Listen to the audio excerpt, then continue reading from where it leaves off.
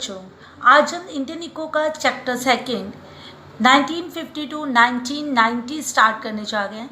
तो सबसे पहले हम बात करेंगे इकोनॉमिक सिस्टम की कि इकोनॉमिक सिस्टम होता क्या है।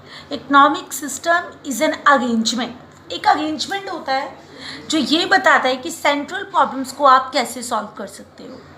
तो किसी भी इकॉनमी में सेंट्रल प्रॉब्लम्स को सॉल्व करने के सिस्टम को आप कहते हो इकोनॉमिक सिस्टम। अब लेकिन सेंट्रल प्रॉब्लम्स क्या हैं? सेंट्रल प्रॉब्लम्स होती हैं what to produce, how to produce and for whom to produce. देखिए, जिस तरह से हर इकॉनमी के अंदर 3 सेंट्रल प्रॉब्लम एग्जिस्ट करती हैं, उसी तरह से हर किसी की लाइफ में भी 3 प्रॉब्लम एग्जिस्ट करती हैं। जस्ट लाइक आप लोग 12th क्लास के स्टूडेंट हो, आफ्टर 12th आपकी लाइफ में भी 3 ही प्रॉब्लम एग्जिस्ट करेंगी। सबसे पहले होगी what to produce, then how to produce and for whom to produce. तो सबसे पहले आपको ये डिसाइड करना होगा कि आपको लाइफ में करना क्या है, आपका गोल क्या होगा। तो जब आप अपने गोल को डिसाइड कर लोगे तो आपके पास नेक्स्ट प्रॉब्लम आएगी हाउ टू प्रोड्यूस, यानी कि आप अपने गोल को अचीव कैसे करोगे। उसके बाद जब आप ये डिसाइड कर लोगे तो आपके पास नेक्स्ट आएगा फॉर whom टू प्रोड्यूस, यानी जो भी गुड्स एंड सर्विसेज में आप डील करोगे तो आपके पास अल्टीमेट आपके कंज्यूमर्स कौन होंगे, ये चीज़ आपको भी डिसाइड करना है। इसी तरह से हर इकॉनमी को भी इन 3 प्रॉब्लम्स को फेस करना ही होता है। वर्ल्ड में 3 टाइप की इकॉनमी एग्जिस्ट करती है। सबसे पहले हम बात करेंगे कैपिटलिस्ट इकॉनमी की। इसका बिगेस्ट एग्जाम्पल है आपके पास यूएसए, यानी कि यूनाइटेड स्टेट ऑफ अमेरिका। यहाँ पर आपके पास देखिए मीन्स ऑफ प्रोडक्शन जो होंगे वो प्राइवेटली ओन है, यानी कि हर काम पर्सनली प्रॉफिट के लिए किया जाता है। तो वह कैपिटलिस्ट इकॉनमी का मतलब है कि प्रॉफिटेबिलिटी के लिए कोई भी काम किया जाएगा। तो वहाँ की जब 3 सेंट्रल प्रॉब्लम्स को सॉल्व आप कैसे करेंगे? सबसे पहले प्रॉब्लम थी वहाँ पे भी व्हाट टू प्रोड्यूस, यानी प्राइवेटली ओन सेक्टर है, हर कुछ प्राइवेटली किया जाता है। तो हर प्राइवेट सेक्टर जो है वो सिर्फ एक ही चीज़ के लिए काम करता है, प्रॉफिटेबिलिटी के लिए। तो जिन चीज़ों में मैक्सिमम प्रॉफिट होगा, प्रॉफिटेबिलिटी ज़्यादा से ज़्यादा होगी, उन्हीं चीज़ों को प्रोड्यूस किया जाएगा। नेक्स्ट आता है हाउ टू प्रोड्यूस। तो देखिए हाउ टू प्रोड्यूस का मतलब है जिन चीज़ों से कॉस्ट ऑफ प्रोडक्शन लीस्ट होगी उस टेक्निक का इस्तेमाल किया जाएगा। वो टेक्निक कोई भी हो सकती है, वो लेबर इंटेंसिव टेक्निक हो सकती है, वो कैपिटल इंटेंसिव टेक्निक भी हो सकती है। नेक्स्ट प्रॉब्लम है उसकी फॉर whom टू प्रोड्यूस। तो देखिए प्राइवेट सेक्टर प्रॉफिटेबिलिटी के लिए काम करता है, इसीलिए उन्हीं कंज्यूमर को टारगेट करता है जिनके पास परचेजिंग पावर है। ठीक है, तो नेक्स्ट आती है आपके पास सोशलिस्ट इकॉनमी। सोशलिस्ट इकॉनमी का मतलब है मीन्स ऑफ प्रोडक्शन जो है वो स्टेट ओन होंगे, यानी कि गवर्नमेंट के पास होंगे। तो गवर्नमेंट के पास होंगे तो यहाँ पर सेंट्रल प्रॉब्लम को सॉल्व करने का मेथड थोड़ा सा डिफरेंट होगा। सबसे पहला क्वेश्चन यहाँ पे भी होगा व्हाट टू प्रोड्यूस। तो सोसाइटी उन्हीं चीज़ों को प्रोड्यूस करेगी जिनकी सोसाइटी को सबसे ज़्यादा नीड है, यानी कि गवर्नमेंट सेक्टर सोसाइटी नीड्स के अकॉर्डिंग ही चीज़ों को प्रोडक्ट प्रोड्यूस करेगा। अब आएगा हाउ टू प्रोड्यूस, ये गवर्नमेंट डिसाइड करेगा। तो जो भी गवर्नमेंट के अकॉर्डिंग बेटर टेक्निक होगी वही वो यूज़ करेगा। फॉर whom टू प्रोड्यूस, यानी सोसाइटी वेलफेयर के लिए प्रोडक्शन किया जाएगा।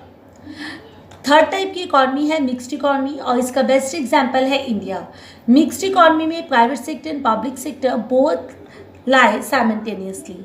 तो इंडिया ने मिक्स्ड इकॉनमी को ही क्यों चूज़ किया? क्योंकि जब इंडिया को इंडिपेंडेंस मिला था तो इंडिया की जो कंडीशन थी वो इस टाइप की थी कि इंडिया को ग्रोथ भी चाहिए था, लेकिन साथ ही साथ सोसाइटी वेलफेयर भी इम्पॉर्टेंट था, क्योंकि मोस्टली जो पीपल थे वो बिलो पॉवर्टी लाइन लाई करते थे। इसीलिए उसने पब्लिक सेक्टर को भी अडॉप्ट किया ताकि लोगों का वेलफेयर किया जा सके, उनकी नीड्स को फुलफिल किया जा सके, और साथ ही साथ ग्रोथ के लिए उसने प्राइवेट सेक्टर को भी अडॉप्ट किया। तो इसीलिए इंडियन इकॉनमी मिक्स्ड इकॉनमी है। उसके बाद सबसे बड़ा काम था इकोनॉमिक प्लानिंग। इकोनॉमिक प्लानिंग का मतलब है कि इकॉनमी को किस तरह से प्लान करना है जिससे कि वो अपनी गोल्स को अचीव कर सके। तो देखिए 1948 के अंदर इंडस्ट्रियल पॉलिसी रेजोल्यूशन एक्ट पास हुआ। उसके बाद प्लानिंग कमीशन सेटअप हुआ था 1950 में, और प्लानिंग कमीशन के जो चेयरमैन होते हैं वो होते हैं प्राइम मिनिस्टर्स। उसके बाद उस प्लानिंग कमीशन ने 5 ईयर प्लान का गोल से रखा, और 5 ईयर प्लान जो सबसे इम्पॉर्टेंट टॉपिक है हमारे इस चैप्टर का, उसको आपको अच्छे से समझना होगा। Goal of 5 year plan, first is growth, then modernization, self reliance and then equity. आपके पास 5 ईयर प्लान का गोल है ग्रोथ। ग्रोथ का मतलब है कंट्री की गुड्स एंड सर्विसेज को प्रोड्यूस करने की कैपेसिटी को इंक्रीज करना। जब गुड्स एंड सर्विसेज का प्रोडक्शन बढ़ेगा तो लोगों की इनकम बढ़ेगी, लोगों की इनकम बढ़ेगी, नेशनल इनकम बढ़ेगी और साथ ही साथ जीडीपी ग्रोथ भी बढ़ेगा।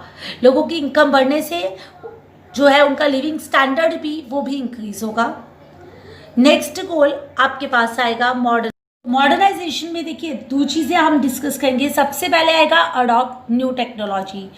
तो उसके बाद आफ्टर इंडिपेंडेंस यहाँ पर मॉडर्नाइजेशन आ गया, यानी कि न्यू टेक्नोलॉजी को अडॉप्ट किया गया ताकि गुड्स एंड सर्विसेज का प्रोडक्शन जो है वो बढ़ाया जा सके। ठीक है, फार्मर्स जो है वो लेटेस्ट टेक्नोलॉजी का यूज़ करने लगे, ग्रीन रेवोल्यूशन हो गया, जिससे कि हम लोगों के पास जो एग्रीकल्चर प्रोडक्शन था वो काफ़ी हद तक बढ़ चुका था। देन नेक्स्ट आता है change in social outlook.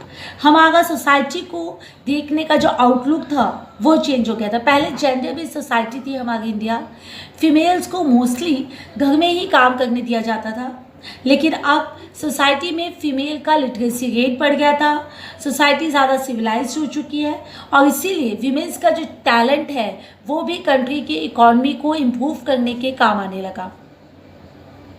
Next आता है सेल्फ रिलायंस। देखिए सेल्फ रिलायंस का मतलब है कि हमारा जो फॉरेन डिपेंडेंसी है किसी भी चीज़ों को लेकर वो कम हो जाए, हम खुद का प्रोडक्शन अपने लिए कर सकें। तो देखिए डोमेस्टिक रिसोर्सेज का यूज़ करते जाना है आपको, जिससे हम अपनी डोमेस्टिक नीड को तो पूरा कर ही लें, साथ ही साथ हम अपना एक्सपोर्ट इंक्रीज़ करें। जब हम अपना एक्सपोर्ट इंक्रीज़ करेंगे तो मार्केट वैल्यू हमारी इकॉनमी की वो बढ़ने लगेगी, हमारा जीडीपी ग्रोथ बढ़ेगा, तो आपको फॉरेन डिपेंडेंसी कम होने लगेगी और साथ ही साथ जब फॉरेन डिपेंडेंसी कम हो जाएगी तो फॉरेन गवर्नमेंट का जो इंटरफेरेंस हमारी कंट्री में वो भी कम हो जाएगा। Last goal but not the least important है इक्विटी। इक्विटी का मतलब है रिच एंड पुअर्स के बीच में जो गैप है उसे रिड्यूस करना है। इकोनॉमिक प्रॉस्पेरिटी मिलनी चाहिए ऑल सेक्शन ऑफ सोसाइटी को, सबके पास पर कैपिटा इनकम बढ़नी चाहिए।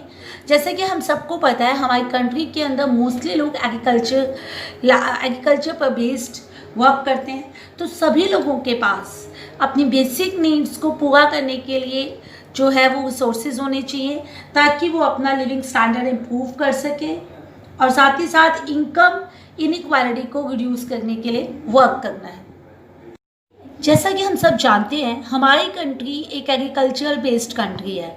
कंट्री की अबाउट 75% पॉपुलेशन जो है एग्रीकल्चर लैंड पर काम करती है। ट्रेडिशनल मेथड से फार्मर्स जो है फार्मिंग करते हैं और यही रीज़न है कि हमारे यहाँ का प्रोडक्शन जो है लेबर के अकॉर्डिंग बहुत ही कम है। तो देखिए इसको इम्प्रूव करने के लिए डिफरेंट मेथड्स को अडॉप्ट किया गया। सबसे पहला मेथड था लैंड रिफॉर्म। लैंड रिफॉर्म का मतलब होता है कि लैंड की जो ऑनरशिप है उसे चेंज करना है। जैसे कि हम सबको पता है पहले जो था वो लैंड जो थी वो ज़मींदारों की होती थी, वो ज़मींदार जो थी वो टैक्स लेने में बिलीव करते थे। ज़्यादातर जो फार्मर्स थे उन्हीं के लैंड पर टिलिंग किया करते थे, उन्हें बहुत ही कम पेमेंट मिलता था और लैंड की क्वालिटी को इम्प्रूव करने के लिए न फार्मर्स कुछ कर पाते थे और ना ही जो लैंडलॉर्ड्स थे वो इंटरेस्टेड हुआ करते थे। इसीलिए धीरे धीरे जो लैंड की क्वालिटी थी वो डिग्रेड होना स्टार्ट हो गई। तो आफ्टर इंडिपेंडेंस सबसे पहला जो काम किया गया वो इंटरमीडिएटरीज यानी कि लैंडलॉर्ड्स जो थे उन्हें ख़त्म कर दिया गया, जिससे जो फार्मिंग करेगा यानी कि फार्मर ही ultimate owner of the land होगा, जिससे लैंड की क्वालिटी भी इम्प्रूव होगी और फार्मर की लिविंग स्टैंडर्ड भी बेटर हो जाएगा। लिमिट को स्पेसिफाई कर दिया गया, किसी के पास भी उससे ज़्यादा लैंड नहीं हो सकता है। तो लैंड जो है अल्टीमेटली टिलर्स के पास चलेगी। लैंडेड फार्मर्स और जो स्मॉल फार्मर्स थे अब गवर्नमेंट ने उनको भी लैंड जो है अलॉट कर दिया। इससे जो कुछ ही लोगों के पास लैंड की ऑनरशिप का था वो सारे लोगों में फ्यू हैंड से निकल कर वो बहुत सारे लैंड फार्मर्स के पास, लैंडलेस फार्मर्स के पास चली गई थी। लैंड सीलिंग जो था वो बहुत बड़ा चैलेंज था बिग लैंडलॉर्ड्स के लिए। देखिए इसके लिए बहुत ज़्यादा काम किया गया। कुछ स्टेट में ये इजीली अडॉप्ट भी हो गया बट कुछ स्टेट में लैंड सीलिंग प्रॉपर्ली जो है अडॉप्ट नहीं हो पाया। उसके बाद ग्रीन रेवोल्यूशन हुआ। ग्रीन रेवोल्यूशन का मतलब है न्यू टेक्निक न्यू सिस्टम के साथ फार्मिंग की गई, जिससे कि फार्मिंग में प्रोडक्शन जो था वो इम्प्रूव हुआ।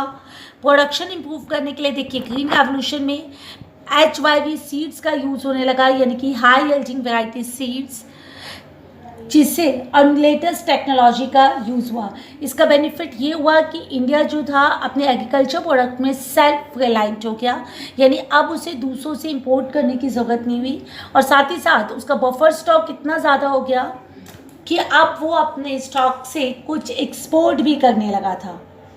लेकिन HYV सीड्स के केस में देखिए कुछ रिस्क भी थे। फर्स्ट ऑफ ऑल इसके रिस्क की अगर बात करें तो इन पे इजीली पेस्ट का जो अटैक था इजीली हो जाता था। साथ ही साथ जो लोग HYV सीड्स परचेज कर सकते हैं उनका प्रोडक्शन तो इन्हांस होगा था, लेकिन जो स्मॉल फार्मर्स हैं जो HYV सीड्स को परचेज नहीं कर सकते हैं वो लोग तो ट्रेडिशनल मेथड से यूज़ कर रहे थे, और इसीलिए इनकम इनइक्वालिटीज़ जो थी धीरे धीरे बढ़ने लग गई थी। साथ ही साथ HYV सीड्स की वजह से जो लैंड की फर्टिलिटी थी वो भी धीरे धीरे कम होने लगी थी। नेक्स्ट बात करेंगे इंडस्ट्रियल सेक्टर की। जैसे कि मैं पहले ही बता चुकी हूँ कि मोस्टली पॉपुलेशन जो थी वो एग्रीकल्चर बेस्ड पॉपुलेशन थी, इंडस्ट्रीज़ बहुत ही कम थी। इवन इंडस्ट्रीज़ जो थी ब्रिटिश रूल में ही सेटअप होना स्टार्ट हो गई थी, लेकिन ज़्यादा इंडस्ट्री नहीं थी, बहुत ही लिमिटेड इंडस्ट्री थी। Cotton textile industry, jute industry, basically ये थोड़ी बहुत इंडस्ट्री जो थी वो डेवलप हुई थी।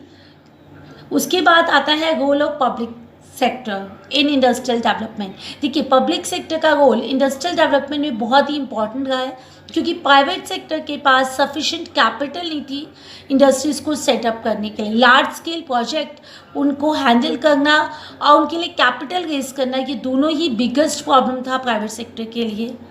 साथ ही साथ प्राइवेट सेक्टर जो था वो लो इंटेंसिव भी था। लो इंटेंसिव इसलिए था क्योंकि उसे ज़्यादा इंसेंटिव नहीं मिल रहा था, यानी कि ज़्यादा प्रॉफिटेबिलिटी नहीं मिल रही थी। जिन इंडस्ट्रीज़ में प्राइवेट सेक्टर को ज़्यादा प्रॉफिटेबिलिटी नज़र नहीं आ रही थी वहाँ पर प्राइवेट सेक्टर ज़्यादा इंटरेस्टेड नहीं था, इसीलिए उन सेक्टर्स पर पब्लिक सेक्टर ने काम करना स्टार्ट किया। और क्योंकि मोस्टली लोग बिलो पॉवर्टी लाइन लाई करते थे, इसीलिए कुछ ऐसी इंडस्ट्रीज़ की ज़रूरत थी जो सोशल वेलफेयर के लिए काम करे, सिर्फ प्रॉफिट अर्न करने के लिए काम ना करे, और इसीलिए भी प्राइवेट सेक्टर जो था वो ज़्यादा इम्पॉर्टेंट था। इंडस्ट्रियल पॉलिसी रेजोल्यूशन एक्ट 1956 पास हुआ, और इसी के अंदर था पॉलिसी मेजर्स थी कि किस तरह से इंडस्ट्रीज़ को सेटअप किया जाएगा, किस तरह से उनके लिए प्लान्स, उनकी पॉलिसीज़ क्या होंगी। उसके बाद इंडस्ट्रीज़ को क्लासीफाई किया गया। 3 तरह की जो है इंडस्ट्रीज सेटअप की गई, schedule A, schedule B and schedule C. Schedule A वो इंडस्ट्रीज़ है जो कि टोटली स्टेट ओन इंडस्ट्रीज़ थी। 17 इंडस्ट्रीज़ इस शेड्यूल में लिस्टेड है, लाइक रेलवेज़। उसके बाद था शेड्यूल बी में 12 इंडस्ट्रीज़ जो है वो लिस्टेड है। स्टार्ट इसे पब्लिक सेक्टर ने किया था, लेकिन बाद में इसे प्राइवेट सेक्टर ने इसे ओन कर लिया, लाइक मशीन टूल्स। उसके बाद आता है शेड्यूल सी, यानी कि प्राइवेट सेक्टर ने इसे स्टार्ट किया एंड प्राइवेट सेक्टर इसे वर्क कर रहा था। उसके बाद था इंडस्ट्रियल लाइसेंसिंग का मतलब है गवर्नमेंट से परमिशन लेना है इंडस्ट्रीज़ को सेटअप करने के लिए। तो देखिए परमिशन की ज़रूरत, लाइसेंस की ज़रूरत 3 केसेस में पड़ती है। फर्स्ट केस जब आप न्यू इंडस्ट्रीज़ को सेटअप करते थे तो लाइसेंस रिक्वायर्ड था। सेकंड जब आप अपनी इंडस्ट्रीज़ को एक्सपेंड कर रहे थे, यानी एग्जिस्टिंग इंडस्ट्रीज़ को एक्सपेंशन करने के लिए भाई आपको लाइसेंस रिक्वायर्ड था। और फोर्थ था डाइवर्सिफिकेशन, यानी कि अगर आप अपने प्रोडक्ट की रेंज बढ़ाना चाहते हो, यानी कि ज़्यादा से ज़्यादा प्रोडक्ट जो है आप लॉन्च करना चाहते हो, तो उसके लिए भी आपको गवर्नमेंट से लाइसेंस रिक्वायर्ड था। नेक्स्ट आता है ट्रेड पॉलिसी का दूसरा नाम था इंपोर्ट सब्स्टिट्यूशन, यानी कि आपको मिनिमम करना है इंपोर्ट, जिससे आपकी डोमेस्टिक इंडस्ट्रीज़ को इम्प्रूव किया जा सके, बढ़ाया जा सके, और ज़्यादा से ज़्यादा लोगों को एम्प्लॉयमेंट मिले, लोगों की इनकम इंक्रीज़ हो, और हमारी कंट्री की जीडीपी भी बढ़े, ग्रोथ मिले हमारी कंट्री को। और इसी के लिए 2 मेथड्स अडॉप्ट किए गए, एक है टैरिफ और दूसरा है कोटास। टैरिफ का मतलब होता है कि जितने भी इम्पोर्टेड आइटम्स हैं उन पर टैक्स लगाया जाए, जिससे उनकी जो कॉस्ट है वो बढ़ जाएगी, और जब उनकी कॉस्ट बढ़ जाएगी तो उनका कंजप्शन जो है ऑटोमेटिकली कम हो जाएगा।